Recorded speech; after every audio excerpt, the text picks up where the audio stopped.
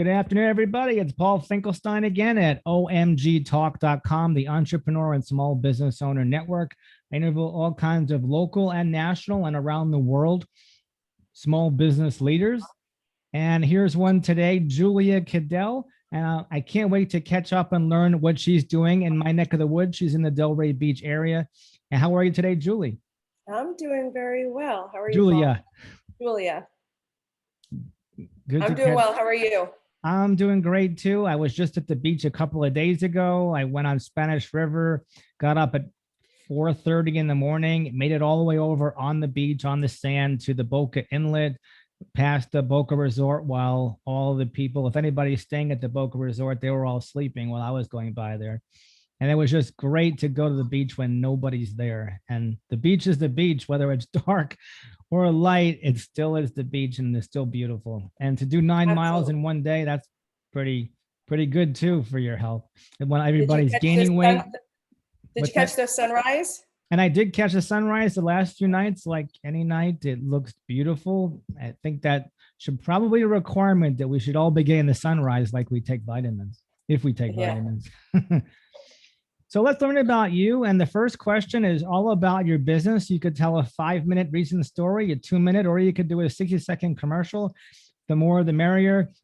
This whole 15 minutes is my gift to you, your birthday present. So why don't you tell us what exactly do you do and how long have you been doing it? I love it. Well, thank you so much for reaching out and wanting to find out more information about Miracle League. As you know, we've met many moons ago when Jeff and I first started Miracle League in 2005. And it was just Miracle League. First of all, it's a baseball league. It's a sports league for children with special needs. And Jeff and I have 3 boys, and we wanted to do something to be positive role models for our children, give back to our community, and how can the 5 of us work together and give back all at the same time. We happened to see a sports segment on HBO about the National Miracle League. They started up in Georgia, and they were looking for other towns, cities, people, couples, anybody, families to start their own Miracle League in their neck of the woods. And Jeff and I looked at each other and we said, this is us. This is what we're going to do. And he's a coach. I'm a health coach. I was a cheerleading coach. We have 3 boys. It just seemed like a natural fit. So when we brought it to the city of Delray Beach to ask them if they would be interested in working with us, because we had to find land now. And but it was very important for us to have our baseball field amongst all the baseball fields. So when one child, any child went to the ball field, they all went to the ball field. So it wasn't separated, all about inclusion. So when we brought it to Delray Beach, they were all on board, very excited. They gave us $10,000 seed money and they said, go and build. And it's a very long road to raise $500,000 to build our own field in Delray. But we were lucky enough to use the Bucky Dent Baseball School for a few years as we were raising money. And all of this while raising 3 kids. And I had 3 jobs at the time. So I had 3 kids, 3 jobs, and then doing this, as our Saturday project. A lot of bake sales, a lot of lemonade stands to, raise the money. But we did. And we built a barrier-free, made out of recycled rubber field in 2010 in Delray in Miller Park. And it's amongst all the other baseball fields. And so we have 2 seasons, a spring and a fall. And as time went on, my kids buddied, my kids were, volunteer coordinators running the concession stand. Jeff coached, I announced, and I was teaching at the time. I was a full-time PE and health teacher.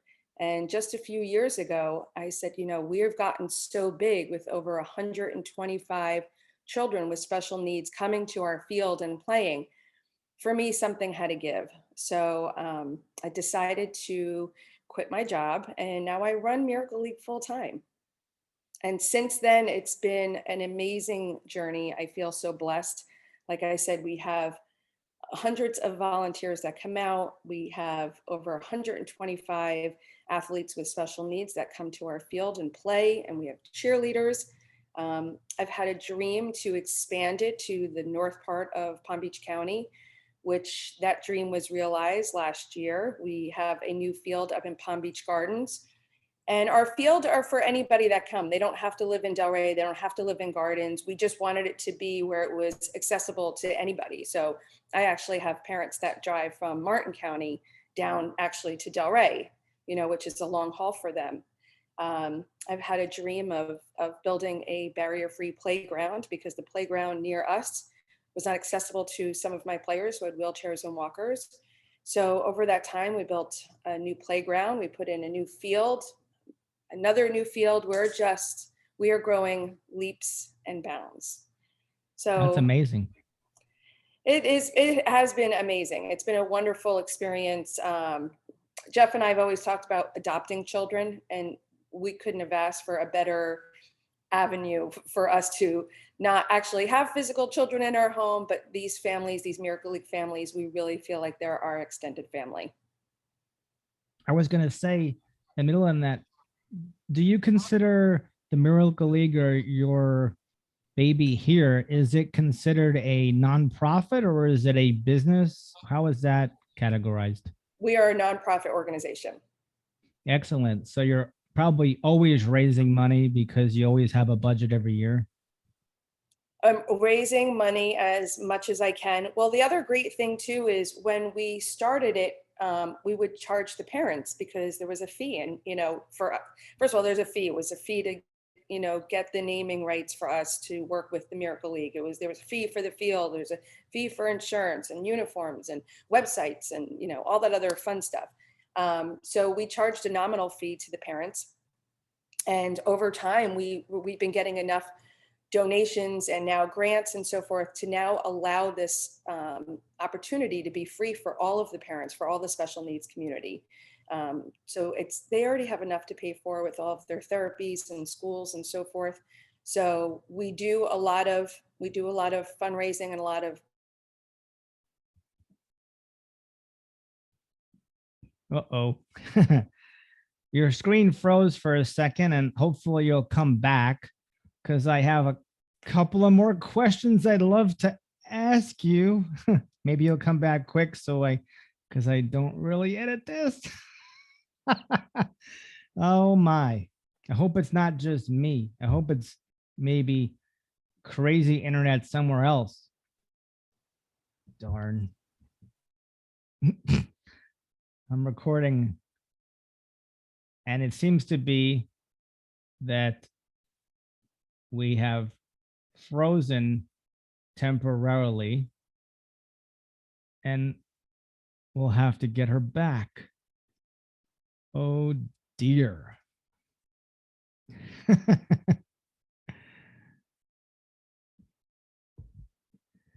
I'm glad you came back, and I'm going to have to pray that one of my old college buddies at RIT who does a video business will maybe edit that part out where the Zoom didn't cooperate. So one thing about technology that's not fun, I know. It's only happened like twice to me in 147 guests. I'm special. Maybe it just more and more people are getting onto Zoom more and more. Oh, for sure. For sure. So the next question that where to leave off now, the next question that I really want to ask is, I know you said a mouthful and a lot of successes along the way, but maybe you could come up with two of your favorite success stories, without naming names, of course, and those things. Maybe there's two success stories that were touching that maybe you could share, or unless it's about the Miracle League, or maybe just two success stories in your own personal life, like you just lost, 20 pounds and the pandemic got to you and you ate pizza every night. So I'll leave that wide open to any two success stories you'd like to share that are your favorite. Paul, great question. Two successes I have to think of off the top of my head. I will say as a teacher, as a mentor, somebody who does this, I am a very faithful person, and I really, for me, Miracle League, we always say the short answer is God led for us. We don't really know how we got here. We don't have children with special needs. Um, we don't know what has made us do what we do and what we continue to do, and so forth. I think for me, one of the success stories personally is that I have recognized and I'm completely aware of why I was put on this earth. And it's a very self-satisfying, I feel with such gratitude on why I was placed here on this earth. Like we all have this mission, and I think some people are still looking for why they were here on this earth or why they've been put here. For me, I feel so blessed. I know exactly why I'm here. I know exactly what I'm supposed to be doing, and I could not personally feel more happy and comfortable with my life, finding out what it is, and being grateful and feeling very blessed for it. So for me, that's a huge success. And that I've been able to do it and share it with my family as well. A Miracle League story, I mean, there are just, it's a field of miracles. I mean, if you watch any one of our videos on our social media, you will see some of these children that I've never seen out of their wheelchairs or walkers come out and walk from third base all the way home with assistance. Kids that push their walker aside and blow me away and walk. I mean, these are huge, monumental milestones for these kids that I'm witnessing almost every given week. But one of my favorite ones is many years ago, Jeff was working with this family. This father came and his son was in a wheelchair. His name was Michael. And Michael was nonverbal. And I don't know what he had, but I know he had very limited, if no limitation, or could not use his limbs. I know he couldn't walk, barely could lift up his arm. And his father came and brought him, and he said to Jeff, do you think he can play? And he said, of course he can play. You yelled at me and he said, go get a hat, go get a shirt, and we're put him on a team. And he says, but do you see him? He can't play. And Jeff said, don't worry about it. We got it. We got it. We got him.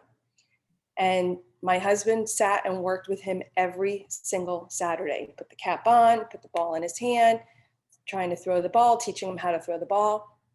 Worked with him for weeks until closing ceremonies. And Jeff called his father out into the field and he said, come here. And he brought him out to the field and he put the ball in his hand and he said, Michael, throw the ball.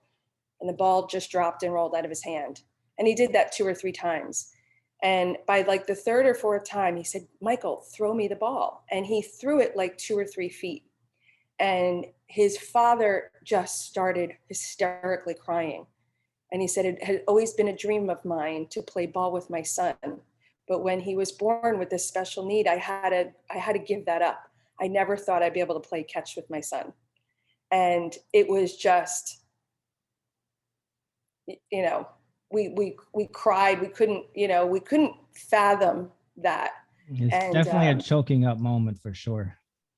For sure, because again, we don't have children with special needs. We've never had to go through that mourning, that loss of what you think it's going to be when you're pregnant with a daughter or a son, and you think of the sports or you think of what they're going to do, and then when you come to find out that they're not going to be able to do any of that, and then to now realize it. So I have a lot of players like that, but Michael, that story for me will always, I think, is a huge, huge success for us, for sure. Now here's a fun question. What motivates you lately to jump out of bed every day? Which I'm sure you just answered all of that in 15 different ways under the sun. But what motivates you to jump out of bed tomorrow morning, and do you make your bed? What motivates me is that I can. Because I can. I live for life. I love life. I love my family. I love kids, but mostly because I can. And I don't make my bed in the morning. And it's mostly because Jeff's still in it. And too many other more important things to do, perhaps. And the last question, to try to wrap your entire life into 15 minutes, is maybe you had a clue somewhere when you were 3 years old, 10 years old, that you knew you'd be doing something like what you're doing now? Or was it a pandemic shift in your business or several career moves? What got you to your purpose today, which you probably touched upon? Um, Again, another great question. I did not realize or really look back on my life until um, when I had to write my speech for our ribbon cutting of the opening day of the field. And I had spoke with a really good friend of mine, and I said, I have no idea why, we don't know why we did this. And he said, yeah, you do. You do. And I said, no, I really don't. He said, think back upon your life. There's something had happened to you. And I remember, I forgot, but then I remembered two things. When I was really little, probably about 7 or 8 years old, there was a man who lived up the street from me that was handicapped. And I remember my mom would always go and take care of him. And I never asked her why. I don't know if they ever paid her or if she just did it out. I think it was she really did it out of the goodness of her heart. But she would go and she would do the laundry and she'd make sure the kitchen was clean. And I was little and I'd go with her. And I remember her just being so kind to him. And that sat with me. And then when I was in high school, you have to take an elective. And my elective is I worked with the special needs classroom as my elective. I totally had forgotten that. So I think somewhere along the line, I've been, kind of grooming myself for this. And I didn't really see the signs now until later, but very blessed. And then actually, before I even get to the last one, I want to give you a virtual certificate for us cramming your entire life into 15 minutes. So here you go. You can grab it on your end and hang it on your wall for letting us cram your whole life into 15 minutes. But if somebody wanted to get the longer version of your 15 minutes, how would you prefer they reach out to you? Maybe look you up on LinkedIn. Your name's probably easy enough to spell there. A website, you could say your phone number twice if you want to. What other methods you want people to reach out to you? Oh, I love communication all the time. So people can certainly call me. I'm on LinkedIn by Coach Julia Kadel. My number is 561-414-4441. And for children, it's easier to remember that. I think it's harder for adults because there's so many fours. So I'll do it again. It's 561-414-4441. And there's Miracle League of Palm Beach County, or mlpbc.com. And I think I still have a website, which is coachkdl.com. Excellent. And any last thoughts or special announcements, programs, workshops coming up? Is there actual dates coming up to start playing? Are they playing now already? Good question. Thanks for reminding me. So yes, tomorrow, Thursday, April 15th, we have our closing ceremonies in Palm Beach Gardens at 6 o'clock. And we're also hosting a special needs resource fair because a lot of the parents would ask me when baseball was over, what's next?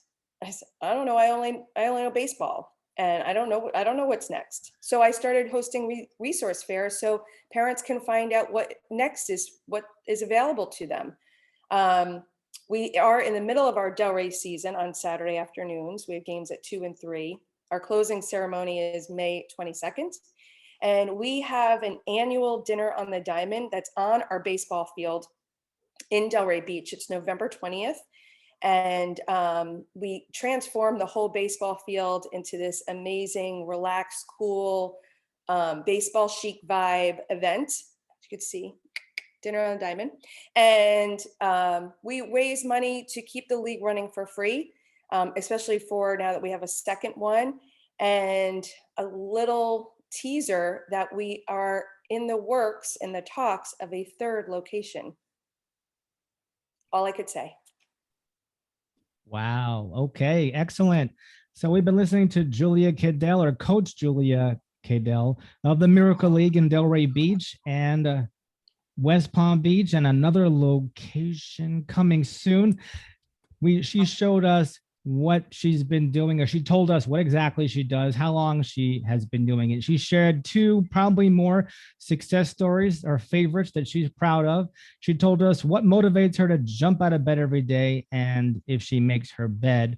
Maybe you'll learn something you didn't know before. And then she told us her purpose in life when she got that, whether that was a pandemic shift in her business, whether it was several career moves, or maybe when she was 2 years old, she got the idea what she's doing today. You'll have to re-listen and learn about that. Thanks so much for joining here, Coach Julia Kadel. It's great to have you here.